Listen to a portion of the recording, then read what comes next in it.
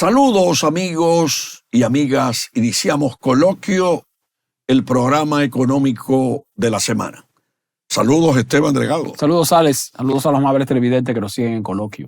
A petición del pueblo dominicano, de muchas voces, tenemos hoy una producción especial sobre un gran Santo Domingo abandonado, que trae grandes recuerdos de la figura del entonces presidente Joaquín Balaguer, cuando se dispuso a hacer realidad un túnel para que no se inundara la famosa parte que se inundaba antes de la Gustavo Mejía Ricard con Avenida Núñez de Cáceres.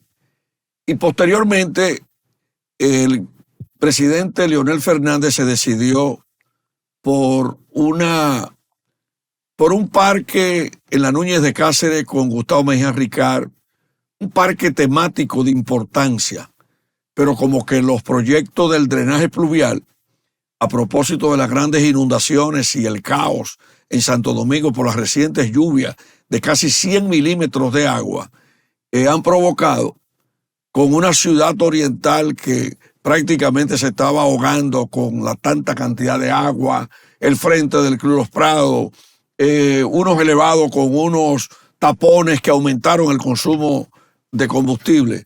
Un gran Santo Domingo abandonado, Esteban Delgado.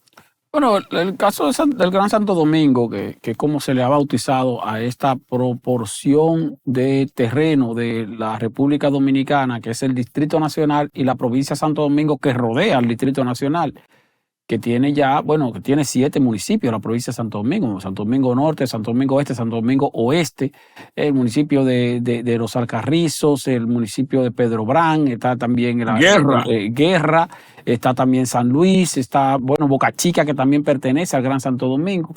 El asunto es que ahí se agrupa más de un tercio de la población del país completo, más de un tercio. En el Gran Santo Domingo, que si bien le llamamos Gran Santo Domingo, cuando lo miramos en el mapa vemos que es pequeño en términos geográficos. El Distrito Nacional aunque demográfico apenas 104 kilómetros. Exactamente. Entonces, ¿qué es lo que ha pasado? Lo que ha pasado es que nosotros tenemos, o pudimos haber tenido en los años 60, un drenaje pluvial suficiente para abastecer las demandas que tenía la capital en ese momento.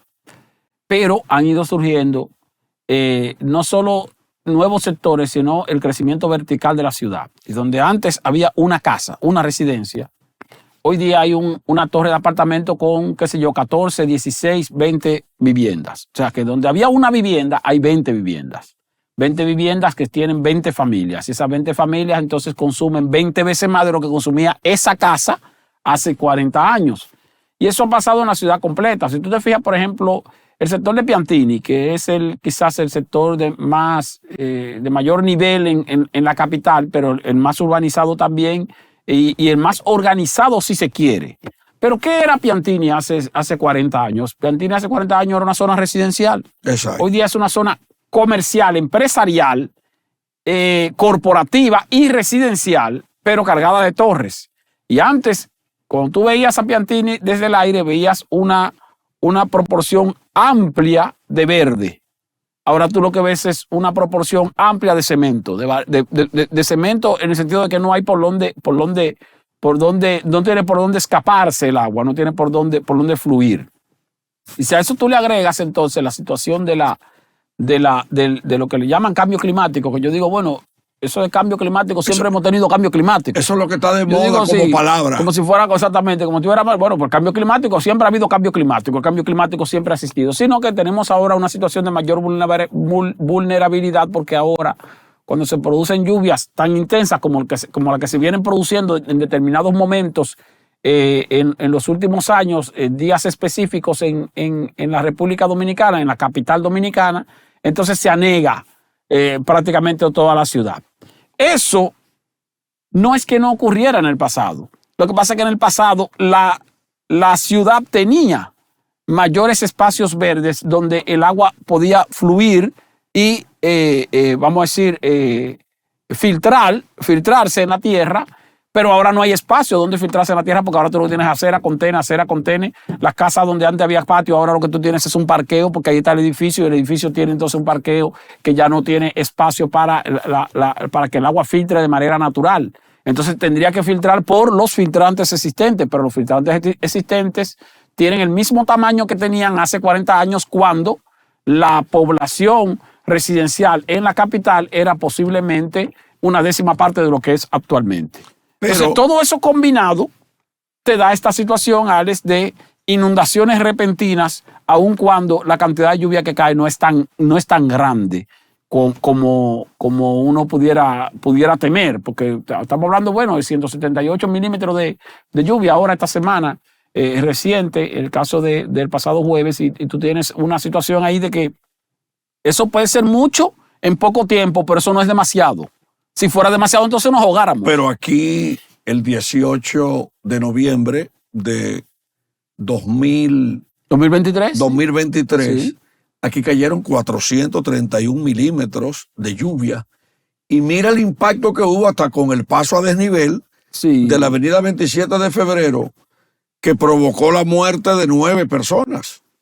Pero hay un elemento para sumar a lo que tú acabas de expresar, Esteban, que tenemos una considerable cantidad de habitantes que ha ido aumentando, que han ido regando irresponsablemente la basura y tapan esos filtrantes, agravando la situación. Sí, se agrava ahí la situación. Pero aún así, Alex, tú te fijas, por ejemplo, en la capital tú no tienes grandes cúmulos de basura, por lo menos en el centro de la ciudad. O sea, eso tú pudieras atribuírselo a zonas barriales, pero tú no le puedes atribuir eso a Naco, a Piantini, a Urbanización Fernández, a Serrayés, donde en la semana, hubo inundaciones, hubo calles, hubo charcos, hubo taponamientos por esas situaciones, y esas no son zonas donde se acumula basura. Exacto. O sea, que no solamente por un asunto de basura, es un asunto también hay un elemento que confirma lo que tú dices. En los barrios de la parte norte de Santo Domingo se desarrolló un programa de concientización y recolección de desperdicios, que son los desperdicios que ahora llegan al río Sama y llegan a la zona de Guivia. Yo, por ejemplo, hace poco, varios profesores de la UAS y yo compartimos en el club universitario de la UAS, en la parte de abajo, no dentro del club, sino donde está la arena. En la costa, ahí sí. Ahí está la playita, hay una playita ahí. Una playita que fue famosa cuando Trujillo. Sí. Y ahí tuve el retrato de esa cantidad de basura que lanzan desde los barrios, porque parece que descontinuaron ese proyecto. Sí, no, y tú te das cuenta, por ejemplo, cuando llueve en la capital, al otro día tú vas a la zona costera, al mar, y tú te das cuenta, tú ves una capa, un chocolate amarilla, como un chocolate, exactamente, en el mar, o sea, pero enorme. Entonces tú ves esa división entre esa parte de agua totalmente amarilla, como si fuera chocolate, y mar adentro. Entonces tú ves el azul del océano. Toda esa parte amarilla es agua que viene del río Sama, con tanta basura que entonces viene de ese color.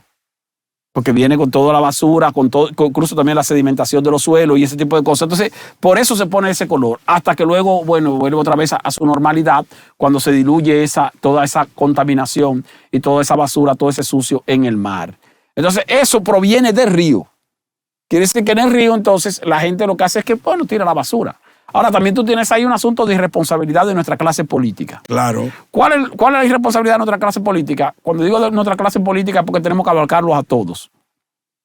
Y es que, y eso sí no es el caso de las zonas residenciales, como mencioné, porque en las zonas residenciales la irresponsabilidad de la clase política ha sido que no ha habido una organización de la planificación urbana en coordinación con el crecimiento que viene experimentando la ciudad por el crecimiento propio de la economía en los últimos 30 años, en los últimos 35 años. Ahora, la otra parte de irresponsabilidad política de nuestras autoridades tiene que ver con la provincia de Santo Domingo en sí misma. Porque ¿qué es lo que tú tienes en la provincia de Santo Domingo? Una cantidad importante de barrios improvisados, barrios que surgieron en zonas donde no debería vivir gente. Violentando el ordenamiento territorial. Exacto, y no solo eso, sino también violentando la naturaleza misma. cauces de cañada, donde antes había una cañada, ahora tú tienes un barrio ahí, entonces cuando llueve, obviamente la cañada recupera su cauce, el agua arropa todo, y entonces dices, bueno, que en tal sector de la provincia de Santo Domingo Oeste, en Santo Domingo Norte, que cuando llueve se inundan las casas hasta el tope. Pero cuando tú vas y averiguas, te das cuenta de que ese barrio existe en lo que antes era el cauce de una cañada, por poner un ejemplo. Entonces, ¿quién lo oficializó el barrio? Lo oficializó la clase política. Claro. ¿Cuándo? Cuando le puso contenes, cuando le puso aceras, cuando le puso calles, asfalto, cuando le puso acueducto, cuando le llevó poste de tendido eléctrico. Entonces, ¿qué quiere decir eso? Que un barrio que surgió de manera improvisada en un área donde lo que debió hacer el gobierno, nuestra clase política, fue impedir eso, lo dejan crecer y después que crece lo oficializan, poniéndole servicios básicos, servicios públicos, que no debería ponérsele a un sector que no está calificado para existir donde existe.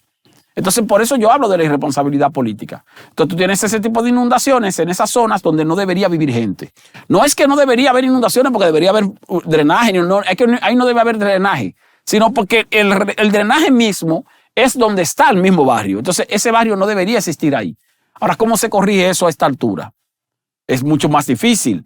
Pero, sin embargo, hay algo que sí se puede hacer, impedir que eso siga sucediendo. Pero nuestra clase política no lo está impidiendo, al contrario, lo sigue incentivando. Lo siguen incentivando, y eso inclusive es una amenaza para la economía agropecuaria, porque cada vez que una persona de la zona rural o de esa invasión haitiana que tenemos en el país se ponen a pensar en lo fácil que es convertir un cinturón de miseria apoyada con obras del Estado, pues siguen haciendo lo que les viene en gana.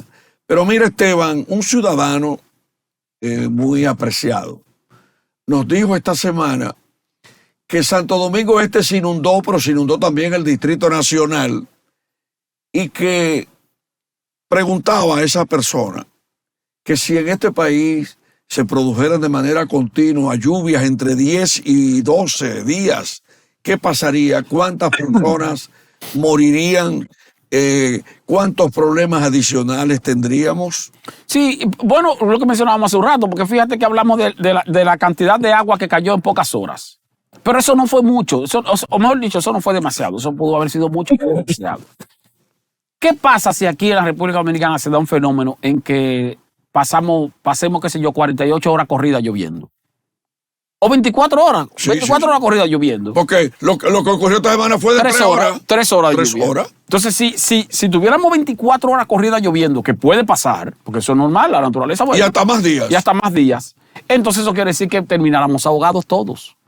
O sea, eso es algo a lo que hay que prestarle atención. Pero eso, señores, no se soluciona. No se soluciona primero. Se puede controlar.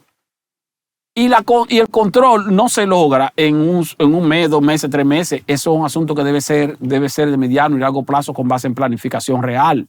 Ningún gobierno le pone interés a eso, porque eso generalmente, lo que se decía antes era que eso no se ve. Los gobiernos no invierten en drenaje pluvial porque eso no se ve. Ni en acueducto porque la tubería no se ve. Claro, entonces ahora se ve. Se ve. Ahora se está viendo. Entonces, como ahora se está viendo, yo me imagino que ahora, así, nuestros gobernantes del presente y el futuro. Se ve la ciudad inundada. Claro, porque ahora se ve. Llena de basura, entonces, llena. Como ahora se ve, porque ahora los efectos están siendo más visibles y más notorios, entonces debe haber algún tipo de medida tendente a buscarle una solución a eso.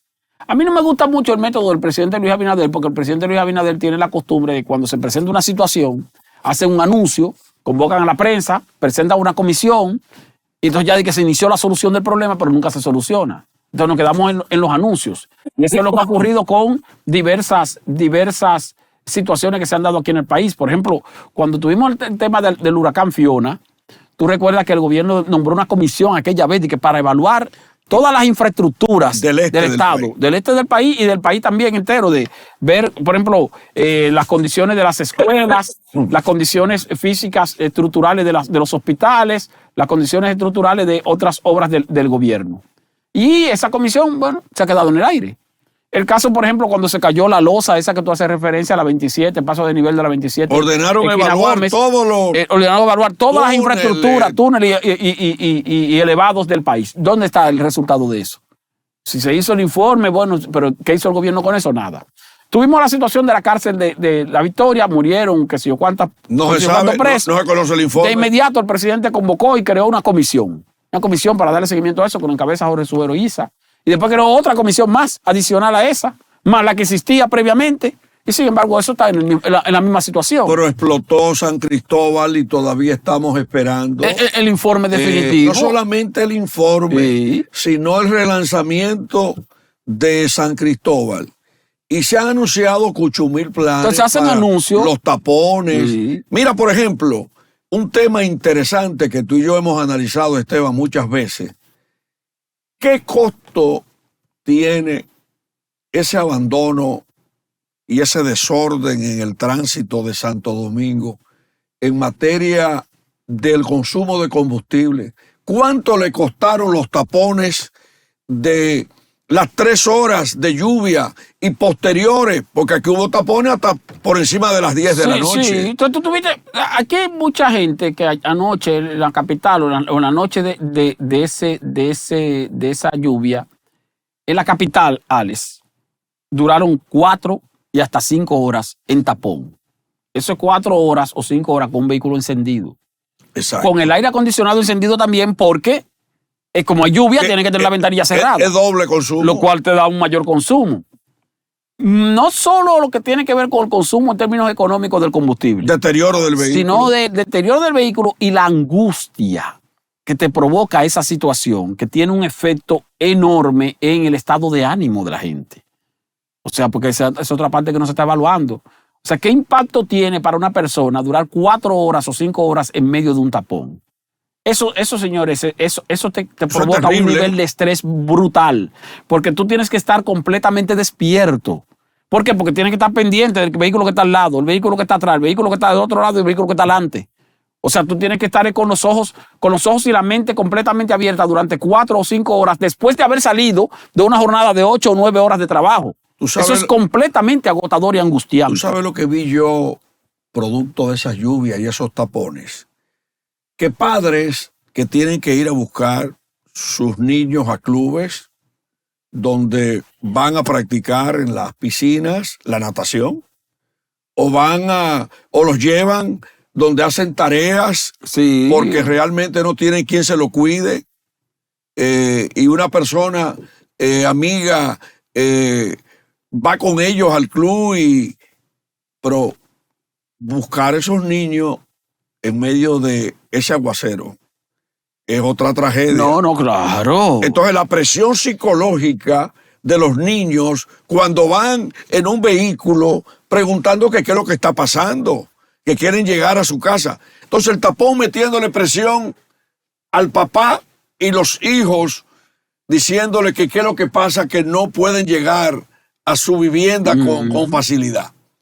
El otro tema, Esteban, hay que invertir en el Gran Santo Domingo de manera firme en el drenaje pluvial, porque ya eso es insostenible. Sí, es completamente insostenible. Ahora, ese tipo de inversión, que generalmente es una inversión incómoda, no solo porque es muy costosa, sino porque implica entonces taponamiento. Tú tienes que abrir calles, romper calles, revisar el sistema de plano subterráneo, hacer rutas alternas de ese drenaje, y aparte de eso tienes que irlo combinando con el compromiso firme de evitar que haya desechos sólidos en la calle, porque si no se tapa. Sí, vuelve otra vez a lo mismo. Entonces tú tienes ahí una situación que es complicada, pero que hay que hacerlo, Alex. Hay que hacerlo porque fíjate que hoy día tenemos una situación de que por los cambios violentos que está dando nuestro clima, hay ciudades que tienen drenajes pluviales bastante bien organizados y bastante bien efectivos, y como quiera se están inundando. Hemos visto casos en Francia, hemos visto casos en Brasil, que es una ciudad, Brasilia, que es una ciudad capital, que fue hecha antes de habitarla. Muchos cables internacionales hay problemas en Copenhague, serios. Que es una ciudad completamente organizada, y como quiera también tú tienes situaciones de inundación. Entonces eso indica que como quiera, aun cuando están organizadas y tienen buen drenaje pluvial y recogen la basura, se están inundando. Imagínate esta donde no hay drenaje y donde la basura se acumula. Aquí es mucho peor. Mira, vamos a hacer el primer cambio en este día y vamos a retornar con un activista social del Gran Santo Domingo que tiene mucha experiencia sobre este tema, Mario Lara Valdés.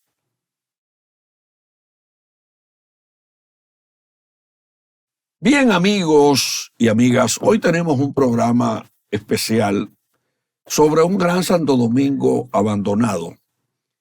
Pero en la semana yo recibí un importante video que quiero hacer una conexión previo a la presencia de Mario Lara Valdés, Esteban Delgado, que nos acompaña, un gran activista social en el Gran Santo Domingo.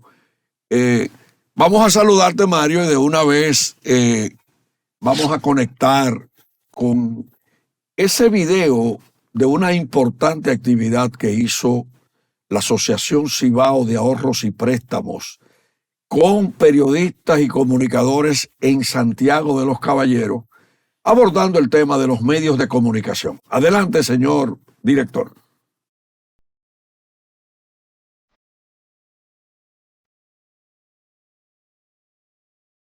Sean todos bienvenidos a este tradicional encuentro que con mucho cariño hemos preparado para todos ustedes. Cada año a mí me emociona la celebración de este encuentro, porque además de que podemos saludarnos de cerca, también podemos compartir un espacio de aprendizaje. Hoy nos reúne un evento muy especial. Nos encontramos en un momento en que la sociedad es testigo de un proceso de transformación que impacta la forma de gestionar los medios de comunicación, la forma de hacer periodismo y de consumir las noticias. Les agradezco nueva vez que hayan acudido al llamado, tanto a nuestros panelistas y a cada uno de ustedes. Uno de los grandes retos de nuestro hoy mediático es la velocidad con la que están pasando las cosas. ¿Quién dice primero qué? Más duro, más contundente, y lo que se está destacando en estos últimos tiempos, más visceral. Yo creo que tenemos que partir de algo muy claro. Si no es ético, no es periodismo. Entonces, ¿cómo mantener la ética? Eso es consustancial a la profesión. Ahora mismo pues hay mucha confusión y se mezclan disciplinas que son muy distintas y que tienen cada una su propia ética. Yo siento que al periodismo de hoy, que a nuestro periodismo de hoy le hace falta mucha calle, le hace falta mucho reporterismo.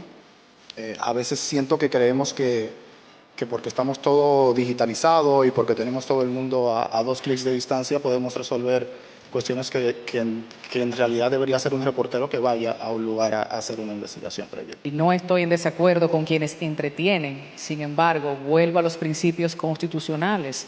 ¿De qué forma?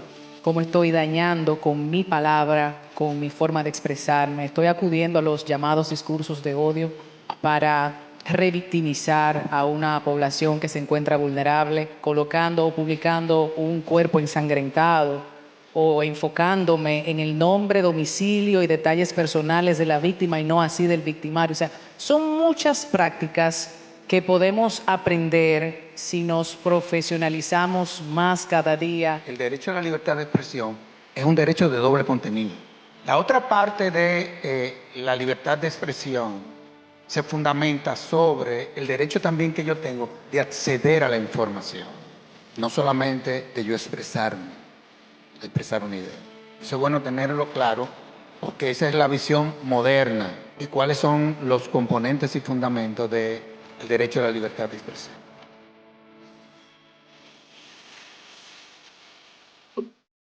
Bien, amigos y amigas, luego de la presentación de ese desarrollo de ese tema en un evento de la Asociación Cibao de Ahorros y Préstamos, vamos, Esteban, a conectar con Mario Lara Valdés, que conoce mucho el tema que estamos abordando, un Santo Domingo, Gran Santo Domingo abandonado, Mario. Bueno, abandonado, sin planificación y sin fiscalización. Porque como estuvo anteriormente exponiendo Esteban Delgado, siempre nos vamos a la creación de comisión, a mesas de análisis, excusas, Muchos anuncios. pero tenemos un marco legal, leyes bien detalladas, pero nos quedamos prácticamente en nada. Y seguimos avanzando, como muy bien decía Esteban, en ciudades planificadas, y puso varios ejemplos, ocurren situaciones de desastre, ¿verdad? Pero si no tenemos planificación, ni tampoco fiscalización, y está ocurriendo la realidad que tiene República Dominicana, pero además de eso, no tenemos voluntad, la situación al final es mayor. Y con esta nombre de moda que le hemos colocado al cambio climático, que todo es culpa del cambio climático y nos quedamos ahí, entonces el agravamiento de la situación a mediado y largo plazo es mayor. Y tú tienes una situación que yo siempre la criticaba. Bueno, Alex y yo hemos hablado mucho de eso cuando hablábamos siempre de la época de sequía, Alex. Entonces siempre decimos, bueno, mira, ahora hay una sequía, los productores del campo se están quejando, el gobierno ahora. Entonces uno dice, si conoce cuál es la época de sequía, como se conoce cuál es la época de sequía, las autoridades de agricultura pueden planificar, bueno, señores, en los meses tal y tal va a haber sequía, vamos a ver qué hacemos con los productores para que entonces esa sequía no impacte tanto, porque se sabe más o menos. En el caso del drenaje nuestro, aquí se conocen, tanto en la capital como en la provincia de Santo Domingo, cuáles son los puntos donde se hace charco cuando llueve. Los puntos críticos. Sí, en la calle tal, esquina tal. Por ejemplo, hay una calle muy famosa que se llama La Guarocuya, ahí cerca de la 27. Que llega a la Luperón y eso es un caos. Eso es eterno, por eso es eterno. O sea, que se conoce, se sabe. Entonces, ¿por qué? Porque tú me dirás, bueno, no podemos invertir una millonada en el drenaje pluvial completo. Pero ¿por qué no se hace intervención en los puntos que ya se sabe que se inundan de inmediato aunque caiga poca agua? Entonces, bueno, hay un charco que siempre se hace en la esquina tal, en la Gustavo Mejía Rical, esquina, por ejemplo, el caso aquel de la misma Gustavo Mejía Rical, que creo que la Gustavo Mejía Rical era de Filló, creo que ahí se hacía antes una situación que era brutal. Claro, y hubo una intervención real ahí, que incluso se hizo un proyecto donde se construyó, se hizo un drenaje ahí y se asfaltó con cemento y no con asfalto para que no se destruya como se destruía en el pasado. O sea, ahí se hizo una intervención seria hace, qué sé yo, 15 años, no recuerdo. Creo que fue también un experimento de la Asociación Dominicana de Productores de Cemento Portland. Porque cuando estaba el ingeniero González en CEMES Dominicana, que se hizo ese proyecto en ese tiempo que tú mencionas. Y así, Alex, porque fíjate algo. Nosotros tenemos, bueno, que el asfaltado con cemento es muy costoso. Sí, pero sin embargo, en los puntos donde se hacen charcos constantemente, el asfaltado con cemento es efectivo porque el asfaltado con cemento no se diluye en el tiempo. Se mantiene permanentemente. Entonces, ese ensayo al que tú haces referencia bien pudiera hacerse en todos los puntos que ya sabemos que se hacen charcos. Entonces, bueno, vamos a hacer una intervención en la calle X, esquina Y, donde siempre se hace un charco. Bueno, cuando no haya lluvia, vamos a trabajar ahí. Para cuando llueva, ciertamente se van a negar las calles y eso, pero no va a haber un charco que no pueda ser transitable. Porque las calles se anegan y tú como quiera puedes seguir porque tal vez lo que tú tienes es un nivel de agua que no afecta a un vehículo. Pero cuando es donde se hace un charco que tú sabes que si te metes ahí se va a hundir el vehículo entero, entonces ahí tú tienes una situación que es grave. Y se conocen los puntos, se conocen. Pero es que además, como país, tenemos ya listo lo que fue una cruz prácticamente en nuestro Distrito Nacional y también la provincia de Santo Domingo, prácticamente con lo que es el sistema del metro de Santo Domingo. Sí, sí. Que con el sistema del metro, o sea, el soterramiento para colocar una vía de circulación vehicular, porque es un vehículo el metro. El metro, claro. Pero entonces, con eso, tú comienzas a resolver lo que es un sistema de drenaje también, pero también tú comienzas a resolver lo que es un sistema de un sistema de soterramiento de los servicios. Con ese sistema que se implementó, tú conectas. Tú no me puedes hablar a mí de un proyecto que viene en camino de un teleférico en la Luperón cuando tú debes de, como es de norte a sur que está, óyeme, hazme lo mismo que se hizo cuando Joaquín Balaguer en la Nuña de Cáceres, para que esa agua que tiene el metro en el kilómetro 9 baje completamente al mar Caribe.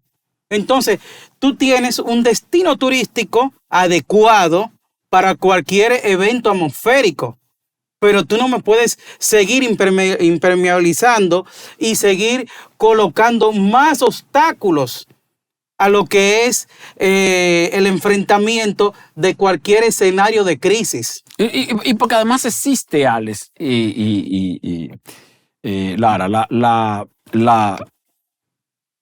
el sistema de flujo del agua existe. Cuando digo que existe, porque por ejemplo tú tienes un paso a desnivel en la Kennedy con Máximo Gómez. Tienes otro paso a desnivel en la Kennedy con Núñez de Cáceres. Tienes un paso de nivel en la 27, con Núñez de Cáceres, con Máximo Gómez, con la Lincoln, con la Churchill. Entonces, y eso cuando llueve, aun cuando llueve mucho, eso no se inunda. Si ese paso de nivel no se llena de agua, fíjate que cuando cayó la losa de la 27 esquina Máximo Gómez, tampoco estaba inundado ese paso de nivel, porque por eso estaban circulando vehículos. Sí. Si un paso de nivel no se llena de agua es porque hay un sistema de drenaje. Entonces, si hay un sistema de drenaje, no puede ser tan difícil corregir los puntos donde hay vulnerabilidad, donde se acumula un charco con facilidad o con rapidez, porque hay de dónde conectarlo. Porque si no, entonces esos pasos de niveles se llenaran y no se llenan. Mira, yo estaba analizando ahorita junto contigo en el primer segmento el tema del consumo de combustible, cómo aumenta con la crisis de las inundaciones y los tapones. Pero hay un elemento que conecta con lo que ustedes acaban de decir. Cada vez que se acumula toda esa agua que no circula, eso daña precisamente el asfalto. El asfalto, sí. Y ese es otro gasto que lo paga el pueblo dominicano por los problemas que no se resuelven. Pero aquí hay otro temor. Si esa ciudad de Santo Domingo Este se inundó y vemos el drama que tiene la gente por la Colombia para accesar a la avenida Los Próceres y a la avenida Kennedy y a la Luperón, porque no se ha solucionado el problema. Si vemos que se ha quedado en el aire en los últimos gobiernos que había que construir otro puente de Sabana Perdida, Santo Domingo Norte para conectar con el distrito, y un puente que se anunció mucho desde el malecón de Santo Domingo, la avenida del Puerto, para llegar a la avenida España. O sea, como que estamos teorizando demasiado, señor Delgado. Sí, es así. Muchos anuncios y muchos proyectos en plan. Además, el del 9, Mario Lara, el del 9 con pintura. Pero no solo eso, Alex, sino la ampliación, Lara, discúlpame, ahí te voy a interrumpir. La ampliación de la autopista Duarte, que es la misma avenida Kennedy, en el kilómetro 9, ahí esquina con la Luperón. Eso se anunció hace 4 años. Hace 3 años y medio. Y ahora hay presión por el nuevo gobierno. Ahora, sí, pero lo anunció el nuevo gobierno al principio. Se anunció, se hizo campaña publicitaria y todo eso. Sin embargo, ahora es cuando están iniciando prácticamente ese proceso, porque ese proceso estuvo paralizado durante más de 2 años. Entonces dice, bueno, pero un anuncio de una obra que es tan importante o que está llamada a ser tan importante, ¿por qué se tarda tanto para terminarla?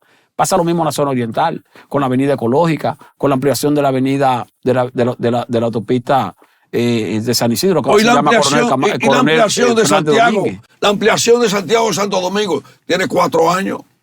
Exactamente. Pero mire, no solamente es eso, es que ya tenemos un marco legal con la ley de residuos sólidos donde se especifica lo que es la responsabilidad extendida del productor, ya sea por incentivos que tú le des a lo que es ciertas empresas que producen desperdicios que se tienen que hacer responsables, pero tú tampoco tú ves una campaña de creación de conciencia vía los medios de comunicación, televisión, radio, prensa escrita y medios digitales para ir colocando esa alfombra informática, ese pie de amigo.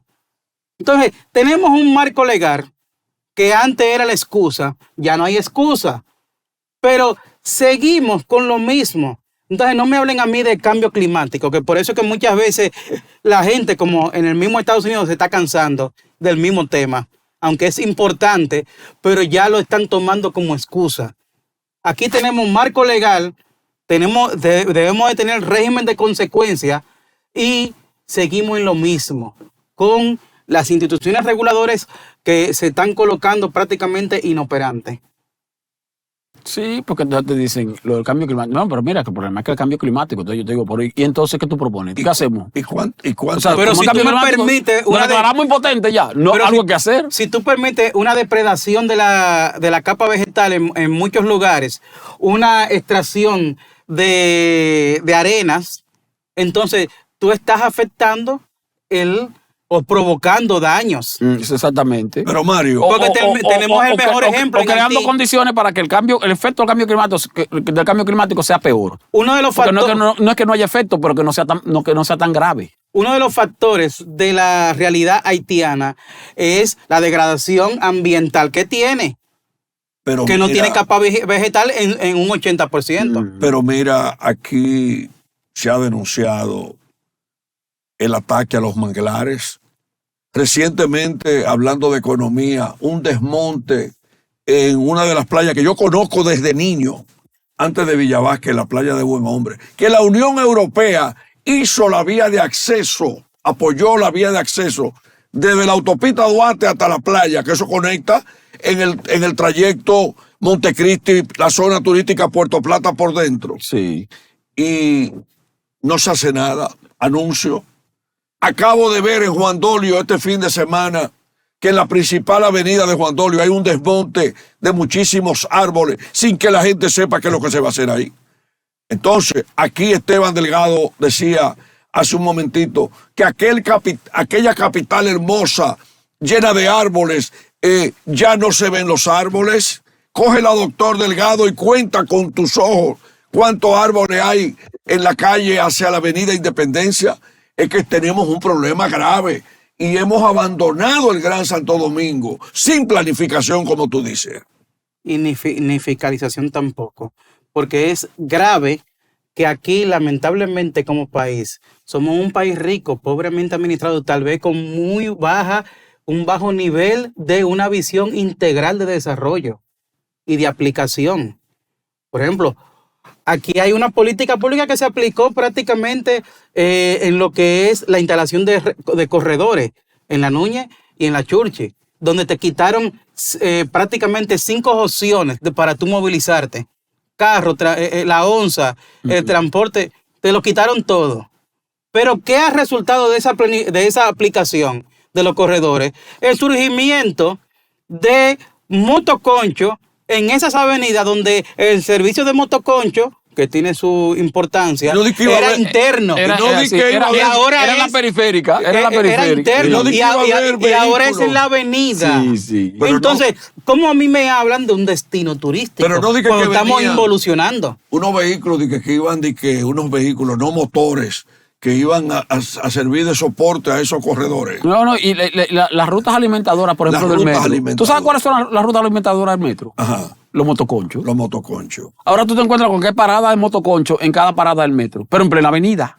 En la López de Vega, en la Churchill, esquina Kennedy. Entonces, tú no puedes tener una fila de motoconchos en plena avenida, en plena ciudad, en el centro de la ciudad. Cuando los motoconchos están para ofrecer servicio de transporte era en la zona periférica de la ciudad, los callejones, donde no hay acceso de vehículos. Exacto. Pero ahora están en la ciudad. Y eso a nivel de lo que es la imagen de un destino turístico, ¿cómo te lo colocas?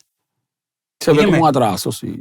Un arrabal. Sí. Hay 2 preguntas para que tiemble la República. Ay, Dios mío. ¿Tiene un motoconchista más poder que un ministro del gobierno de Luis Abinader? La otra pregunta, ¿tiene un motoconchista haitiano más influencia que un ministro del gobierno de Abinader? Pues se están cogiendo el motoconcho. Yo te la puedo responder. No, tú la vas a responder ahora. Y la otra pregunta es, ¿tiene un sindicalista más poder que un legislador o un ministro? ¿Te la respondo? Respóndela. Los sindicalistas que tú acabas de decir son legisladores también. No, pero tú acabas de decir que montaron los autobuses. ¿Esos son de empresas de sindicalistas? No, lo que te quiero decir es... Pero que son legisladores, sí. No, pero lo que te quiero decir es que un una implementación de política pública de transporte no te puede generar algo que atrasa y afea y arrabaliza.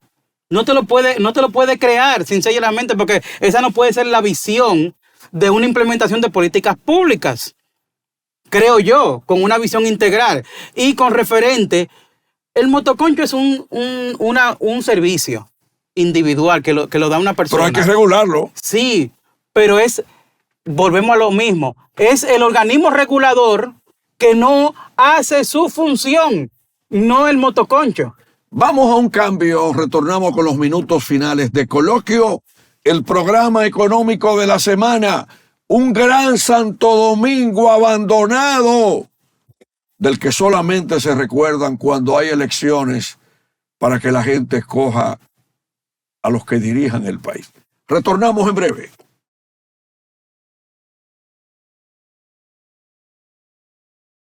Bien, amigos y amigas, el último segmento de Coloquio en este día, Esteban. Pero ¿cómo va a progresar el turismo con la autopista Las Américas ahora, que le han cambiado el nombre a nivel popular, pero de autopista Las Américas por la autopista de la basura? Sí, mucho cúmulo de basura. Pero, claro, eso tiene que ver también con un asunto de gestión de los ayuntamientos en las zonas. Por ejemplo, Boca Chica, Andrés, Juan Dolio, los mismos Guayacanes. Porque entonces cuando no hay recogida de basura en esos barrios que están a lo interno de la autopista, lo que hacen la gente es que la sacan a la autopista para que se vea. Y otros, entonces, para que resuelvan, porque si no, no resuelven. Y otros vienen y le pegan fuego a la basura. Y existe el peligro de que ese fuego tenga un contacto con un cable eléctrico. Sí. O con un vehículo. Exacto. Sí, porque eso es así. O sea, hay un desorden en el país. Mira, y lo lamentablemente es el tema, no es solamente el desorden, es la incapacidad gerencial, que es peor, porque tenemos muy buenos técnicos en todas las áreas, hasta las fallas a nivel de lo que son estrategias de comunicación, en lo que son las alcaldías y en los organismos que tienen que ver, se notan. Porque muchas veces comunicación, muchas veces tú coordinar con esa junta de vecinos, Esteban, de esos sectores. Vamos a una medida de recolección y colocación. Es tan sencillamente como eso, pero también de régimen de consecuencia. Es que tú tienes que poner también a las personas a participar del problema para la solución. No es solamente tú colocarte inerte y cuando viene una situación, usted buscar los medios para que entonces le tiren una fotografía haciendo un tema de relaciones públicas. No, y tenemos una situación también, hay algo con relación a las inundaciones en las vías. Cuando esto se produce y hay un taponamiento brutal, tú tienes que los semáforos por la lluvia muchas veces se desactivan. Y entonces tiene que los agentes de la DGC se desaparecen. No aparecieron los aguaceros. Claro, entonces tú tienes, ¿por qué? Porque como hay un aguacero, bueno, lo que hacen es que se recogen. Yo creo que debería haber también una política tendente a eso. O sea, cuando se producen situaciones de lluvia, debe haber quizá un equipo activado de agentes de la DGC para estar en la calle en ese momento, o que le paguen extra, porque hoy tendría que pagar extra, tendría que equiparlo, ponerle las capas correspondientes para que no se mojen, para darle su equipamiento correspondiente, pero al mismo tiempo hacer que estén presentes y quizá en mayor proporción que en condiciones normales, a los fines de agilizar el tránsito. Porque fíjate que cuando se produce una situación de mucha lluvia, la principal consecuencia es el taponamiento de vehículos. Un taponamiento de 3 horas, 3 horas y media, 4 horas, pero el taponamiento pudiera corregirse en parte con la presencia mayor de agentes de tránsito en las calles. Porque entonces tú no tienes ni semáforo, ni tienes agentes de tránsito, entonces la gente está el caos. El caos, porque ellos se meten, tú tratas de meterte, el otro se mete, no hay educación vial, pero no solo educación vial, porque la gente te habla de que educación, no es falta de educación, es desesperación. Pero si hay un agente en el medio ahí controlando, pues aun cuando haya desesperación, pues por lo menos va a fluir. Pero cuando tú tienes que en una esquina, no hay agente, no hay semáforo y la gente está desesperada, lo que se produce es el tranque. Ni yo cedo, ni tú cedes, o tal vez ya yo me metí, pudiera ceder, pero si lo voy a dar para atrás, ya como quiera hay uno atrás de mí, entonces no hay forma de que se corrija ese tranque a veces durante 1, 2 o 3 horas. Entonces, por eso, lo ideal es que también haya una mayor presencia de agentes de tránsito cuando está lloviendo. Pero eso no es que la gente va a decir, ay, está lloviendo, yo me voy a quedar para ayudar. No. Es que tiene que haber un equipo que tenga incluso la facilidad de parte de la propia DGC de un pago extra o mayor para prestar servicio en ese momento. Incluso, quiero hacerte una pregunta, Esteban. En lo que son los estamponamientos, el consumo de combustible es también un beneficio. Para la finanza pública. Bueno, para la finanza pública claro. puede ser un beneficio tomando en cuenta los impuestos. Pero sin embargo, eso no es algo que provoque un gobierno. O sea, a un gobierno no tendría el interés de que haya esa situación, porque eso tiene un costo. El aumento del consumo del combustible puede beneficiar al gobierno en cuanto a impuestos, pero sin embargo, el costo que representa en términos de productividad el hecho de tener una capital taponada durante 3 horas es mucho más alto en términos de pérdida para el Estado. Cuando digo pérdida para el Estado, O sea, no es algo provocado. No puede ser algo provocado porque la productividad del país se detiene. Cuando la productividad del país se detiene, entonces el gobierno tiene menos ingresos y menos dinamismo económico. O sea, al final eso aun cuando puede generar ciertamente más dinero por el hecho de que hay más consumo de combustible, en forma de retorno, eso tiene un costo mayor que lo que se pudiera Y eso es parte del ingresar. crecimiento económico de un país. Ese tipo de situaciones de los entaponamientos, el aumento del parque vehicular. Es consecuencia del crecimiento económico, sí, claro. Tú tienes una mayor calidad de vida de la gente y la gente entonces compra vehículos. Ahora, eso también es parte de una situación de deficiencia, porque posiblemente si tuviéramos un sistema de transporte público eficiente por parte del propio Estado, entonces la gente comprara vehículos, pero no salieran los vehículos todos los días. Porque fíjate que tú tienes una situación aquí en el país. Cuando tú calculas, tú ves la capital y tú cuentas la cantidad de vehículos en las calles y cuentas cuántas personas hay en cada vehículo, te das cuenta que hay una sola persona.